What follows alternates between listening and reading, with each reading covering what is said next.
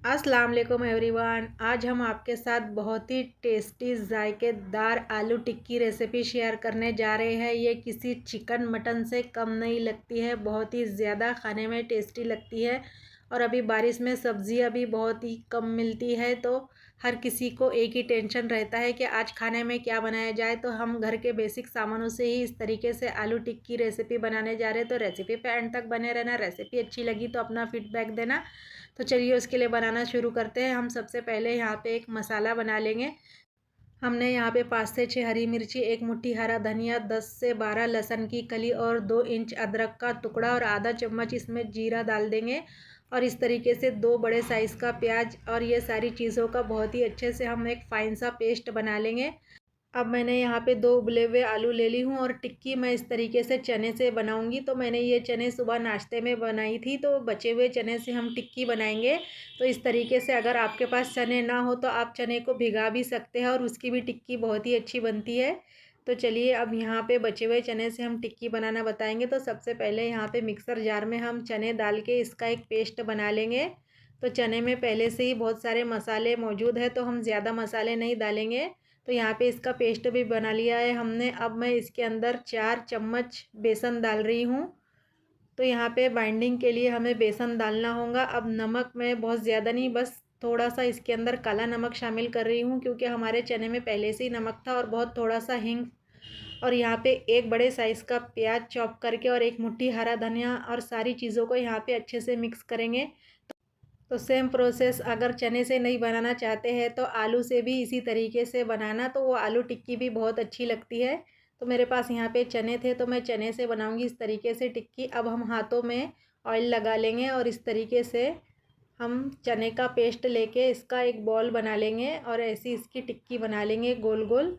तो टिक्की को आप कोई भी साइज़ दे सकते हैं, लंबा या गोल, जैसे भी आपको पसंद है। तो मैं इसी तरीके से सारी टिक्कियाँ बना लूँगी।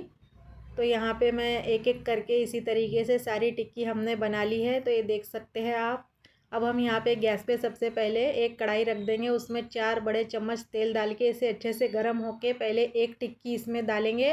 और अगर इस समय पे यहाँ पे तेल में ये टिक्की अगर फैल जाए तो समझना कि इसके अंदर बेसन कम है, तो 1-2 चम्मच बेसन घोल में और मिला लेना। इसलिए हमने यहाँ पे एक टिक्की पहले फ्राई करी कि ये तेल में बगर ना जाए।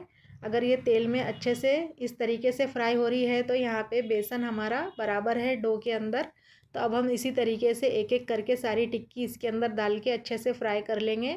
तो इसके ऊपर इस तरीके से तेल डालना, तो ये बहुत ही अच्छे से फ्राई होती है और टूटती भी नहीं है। तो मैं अब यहाँ पे 3 मिनट के बाद इसे पलट लूँगी और एक एक करके हम इसी तरीके से सारी टिक्की को फ्राई कर लेंगे। आप चाहे तो ये टिक्की फ्राई करी हुई भी खा सकते हैं, बहुत ही ज़्यादा टेस्टी लगती है। लेकिन हम इसका यहाँ पे सालन बनाएंगे। तो हमने यहाँ पे सारी टिक्की फ्राई कर ली है। अब उसी तेल में हम 2 तेज़पत्ता, आधा चम्मच जीरा और हमने यहाँ पे जो पेस्ट बनाया था हरी मिर्ची, लहसुन, अदरक का और प्याज का, वो सारा पेस्ट इसके अंदर डाल देंगे। और इसे डाल के हम बहुत ही अच्छे से यहाँ पे भून लेंगे, जिससे कि मसालों में से एक कच्चा फ्लेवर निकल जाए। तो मसाले भी हमारे यहाँ पे भूनते आ ही गए हैं। अब इसमें से ऑयल भी सेपरेट होने लग गया है। तो इस समय पे हम इसमें सूखे मसाले शामिल कर देंगे। तो मैंने यहाँ पे 2 बड़े चम्मच लाल मिर्ची पाउडर, आधा चम्मच हल्दी पाउडर, 1 चम्मच जीरा पाउडर, 1 चम्मच धनिया पाउडर और आधा चम्मच काली मिर्च पाउडर और आधा चम्मच यहाँ पे वाइट मिर्ची पाउडर शामिल करी हूँ। और सारे मसालों को मैं यहाँ पे अच्छे से लो फ्लेम पे 1 मिनट तक भून लूँगी, जिससे कि मसाले हमारे बहुत ही अच्छे से यहाँ पे भून जाए। तो अब हम इसके अंदर बहुत थोड़ा सा पानी डालेंगे और पानी डालने के बाद इसे मिक्स करेंगे। तो यहाँ पे हम थोड़ा थोड़ा करके इसमें पानी डाल के मसालों को इसी तरीके से 5 मिनट तक भूनेंगे, जिससे कि यहाँ पे ऑयल भी सेपरेट हो जाए। तो आप देख सकते हैं मसाले में से ऑयल सेपरेट होने लग गया है। अब यहाँ पे हम इसके अंदर आधी कटोरी दही को शामिल करेंगे। तो दही को शामिल करके भी हम इसी तरीके से 2-3 मिनट तक पका लेंगे। अगर आप दही खाना पसंद नहीं करते तो इसमें टमाटर का पेस्ट भी डाल सकते हैं, लेकिन अभी टमाटर बहुत महंगे चल रहे हैं, तो इस तरीके से दही डालना बहुत ही सस्ता पड़ता है। अब यहाँ पे ऑयल भी मसाले में से बहुत ही अच्छे से सेपरेट हो गया है। तो अब हम इस समय में मसाले में नमक डाल देंगे। तो नमक अपने टेस्ट के हिसाब से डालेंगे। मैं यहाँ पे आधा चम्मच शामिल कर रही हूँ। अब यहाँ पे हमने आलू को भी कट कर लिया है और इसे भी डाल के हम मसाले में 5 मिनट तक अच्छे से भून लेंगे। आप चाहे तो टिक्की के बाद आलू को फ्राई भी कर सकते हैं, लेकिन मैं यहाँ पे फ्राई नहीं करी हूँ। इसको मसाले के अंदर इस तरीके से भूंजूंगी। तो 5 मिनट तक इसी तरीके से हम आलू को मसाले में भूंजेंगे, जिससे कि आलू बहुत ही अच्छे से इसके अंदर पक जाए।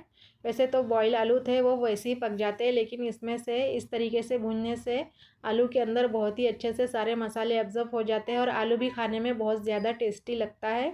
तो मैंने यहाँ पे 5 मिनट तक इसी तरीके से आलू को बहुत अच्छे से भून ली हूँ। तो सारे मसाले यहाँ पे अच्छे से भुन गए हैं। अब हम इसके अंदर आधा चम्मच भुनी हुई कसूरी मेथी डालेंगे, इससे भी बहुत ही अच्छा टेस्ट आता है।